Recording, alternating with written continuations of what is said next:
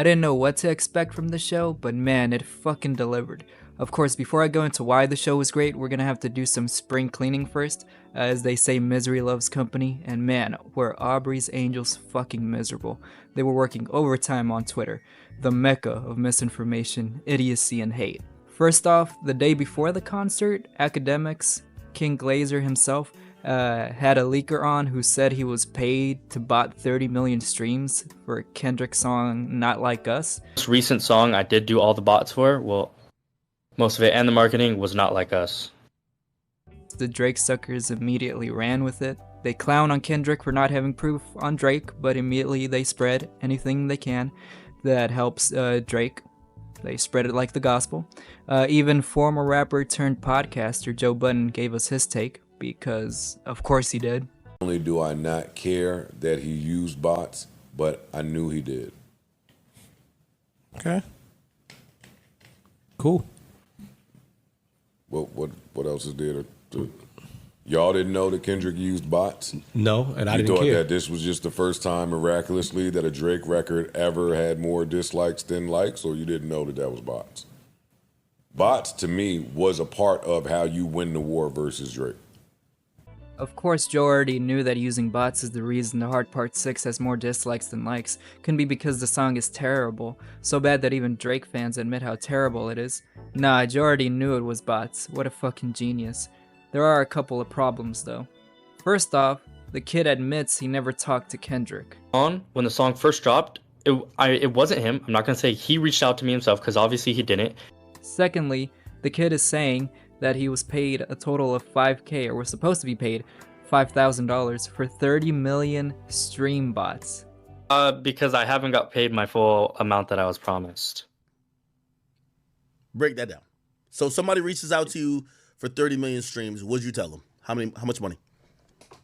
So I was actually promised so cuts as well. So I was promised payments after, but up front I was promised $5,000. By the way, if you looked up any site to try to pump Spotify views, you're talking like to get like 100,000 organic views, you're talking $1,000, $2,000. To get 30 million views, you're talking like 50 grand. You mean to tell me that this kid was smart enough to be able to bot Spotify views, but dumb enough to charge Kendrick Lamar $2,500 for 30 million Spotify views? It just makes absolutely no sense. And he says he never talked to Kendrick's team or management. All right. Have you ever spoke to this individual? No, that's why I told you it was straight to third party. Maybe they lied to him, maybe they told him something else, but that's how it was. Also, the reason I'm calling him kid is because he's under 18. Around approximately how old are you? I'm under 18. You're under 18? Really? Yeah. That's very interesting. Okay, all right. So yeah, I hope everybody uses their brain to figure out if it's real or not. Except for Joe, because as I said before, he's a fucking genius. In 15 minutes, I did more research than the supposed hip-hop journalists did. Damn, somebody should really cut me $1 million check. At least I know how to use Google. Also, the amount of racism I saw from Drake fans before, during, and after the concert is crazy. On Juneteenth, nonetheless. But with that out of the way, let's get to the show. LA, what's up? My name is DJ Head, and I represent the motherfucking West Coast. So the first person to get on stage is DJ Head, and he brought out multiple artists back to back. They all killed it. Rumble coming out first was crazy, so unexpected. This was obviously Kendrick showing love to newer artists, smaller artists, which is very cool to see. It's a great way to start the show, in my opinion. Just artist after artist after artist, one after the other. You had Rumble, Rayvon, Cuzzos, Jayworth, Westside Boogie, RJ, Mr. LA, OGZ, Jason Martin, ending with Tommy the Clown. I probably missed a couple artists. They only really played like one or two songs. It was very quick, just one after the other, ending with Tommy the Clown, like I said. And this is the point where a lot of people expose themselves, including academics, posting ignorant comments about Tommy the Clown. Like the saying goes, better to be quiet and let people think you're stupid than to open your mouth and prove them right. Look, if you don't know who Tommy the Clown is, that's fine, but it's when you start saying ignorant shit and insulting him like dumbasses on Twitter were, that's where you go wrong. Especially hip-hop journalists like academics who are paid a lot of money to talk about hip-hop and hip-hop culture. Fuck, I'm from Texas and I know who Tommy the Clown is. Look, if you don't know who Tommy the Clown is, I suggest watching the 2005 documentary Rise. The documentary is great and it really shows how much Tommy has helped the people in his community. My name is DJ Head and welcome to the Pop Out. West Coast. After DJ Head said, DJ Mustard gets on stage with an amazing intro. The real takeaway from the Drake and Kendrick beef is that it's time for a DJ Mustard renaissance. When every song on the radio was on a Mustard beat, we were a proper country. It was happier times, the closest we have ever been to true unity. DJ Mustard, enough time has passed. We need you. And he just starts playing hit after hit after hit. Actually, he played one song that I wasn't expecting, which was Rack City by Tyga. So if you've been rocking with me since day one, you should remember shit like this. LA, I want you to sing as loud as you can. I haven't thought about that song in forever, and it made Tyga trend on Twitter for a bit, which is pretty cool. So yeah, he just keeps playing hit after hit after hit. He plays I'm Different by 2 Chainz, I Don't Fuck With You by Big Sean. Now, if you ever had a hate in your life, you tell that motherfucker I said this. I don't fuck with. Oh shit, you sound good. And around this time is where he starts bringing out people. So DJ Mustard brings out Blackest, who's a great artist. He sings Overrated and Chosen. Just give me loyalty, the love is overrated. Then he brings out Ty Dolla $ign. And then he brings out Dom Kennedy, and they play My Type of Party and When I Come Around. I can buy your apartment, okay? I'm buying out the department. It's changing all the department. Then the next two artists were so unexpected.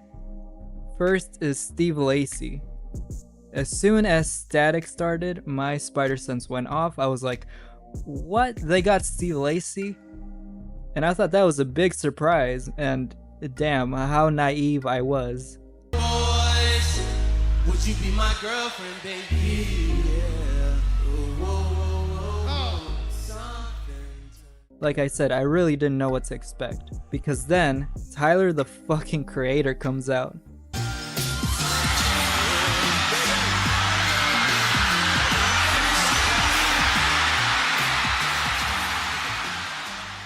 He comes out and he gets a stone cold in 1999 type of pop. Like the crowd reaction is insane.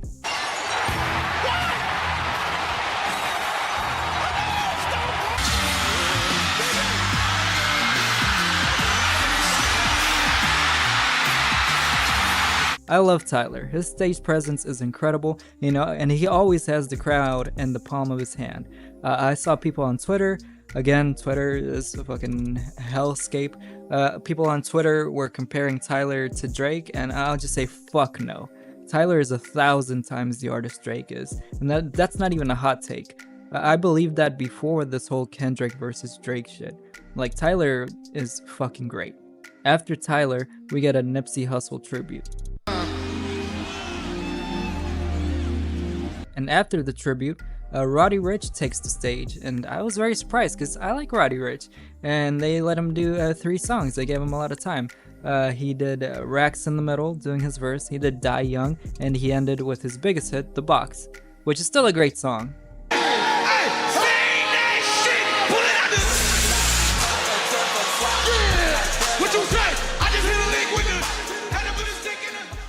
And after Roddy, YG takes the stage, which is quite the statement after Drake mentioned him on Family Matters. And YG gets the most time out of everyone. I think he does 6 songs. And obviously he went crazy. YG is always great. And YG is the last of the opening artists, I guess you would say. And now it's time for Kendrick to take the stage.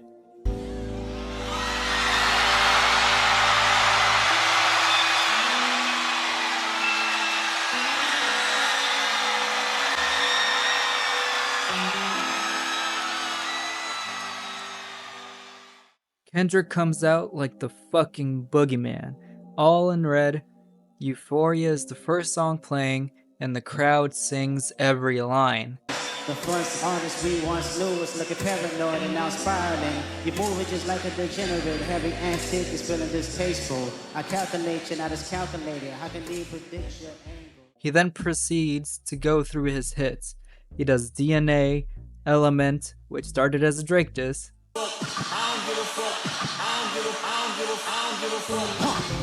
I'm willing to die for this shit. I done cried for this shit. Might take a put the Bible down and go out for a nap. He does Alright.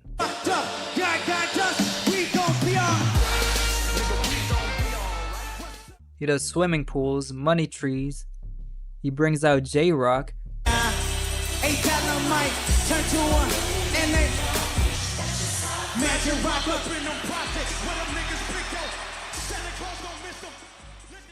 They do Win. You either with me or against me, ho. You either with me or win. And they do King's Dead. Miss me with that bullshit. You ain't really wild, you a tourist. I be blacking now with the. He then brings out Absol, and they do 616 in LA. No motherfucking fire! What's up, Dad? Off-white sun seeker had the marina. Fuck a phantom. Collard Green starts playing, and we officially have a Black Hippie reunion with Schoolboy Q taking the stage.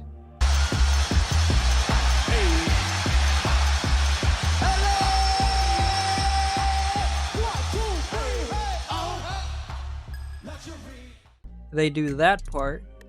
Be no cover. Sing that part. All my bitches independent bitches. That part. I just want the pay. Kendrick then solo again on stage does King Kunta. I got a bone to pick. I don't want your monkey mouth motherfucker sitting in my. It's a party tonight. Hold up, say. He does Mad City, which hits even crazier now because there are Bloods and Crips at the concert, and they are getting along. If I lose the Crips, all get along. They probably going down by the end of the song. Sing like the whole city go against me every time I'm in the street. Let's go. He then does Humble.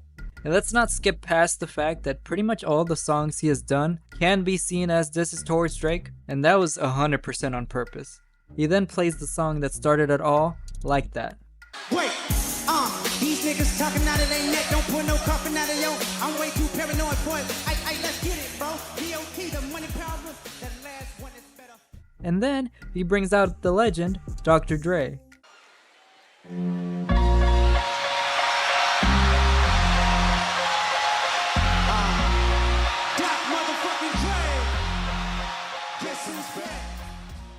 And they play California Love.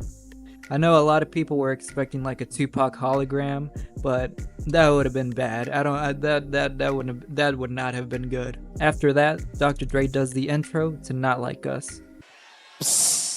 I see dead people.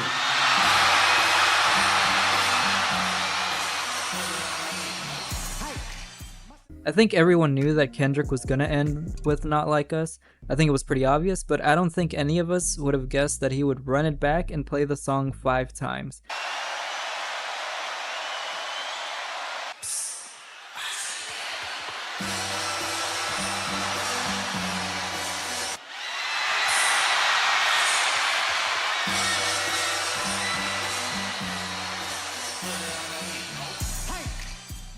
You have Russell Westbrook and DeMar DeRozan on stage dancing.